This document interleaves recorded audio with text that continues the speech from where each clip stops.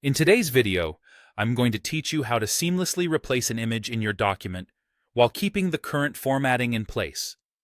This technique is incredibly useful for when you've got a layout you're thrilled with, but just need to swap out the picture. Let's dive right in. First and foremost, you need to open up the document where you want to make this change. Once you have it open, go ahead and select the image that you want to replace. It's important to make sure you've clicked on the image itself and not just the text near it. After you've selected the image, take a look towards the top of your screen. You'll want to locate the Picture Format tab. If your software refers to it as simply Format, that's perfectly fine. The functionality is the same. Click on this tab and you should see a whole array of picture editing options that appear. On this Picture Format tab, you're going to want to carefully look for the option labeled Change Picture.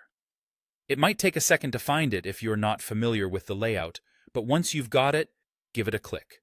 Upon clicking Change Picture, you'll be presented with a few different options for sourcing your new image. For today's video, we will be choosing From File, which is the option to select a file directly from your computer. However, feel free to explore the other sources depending on where your preferred image is saved. Whether it's another folder on your drive or an online photo library, this choice gives you flexibility. By selecting From File, your file directory should pop up. Now is the time to browse through your folders to find that perfect image you've decided will replace the old one. Once you've located the image, just double-click it or select it and hit the Insert button. What's really great about this method is that it automatically keeps the existing framing and text wrapping that you had for the previous picture. This means that once your new image is in place, it will blend seamlessly into your document without any additional work required on your part.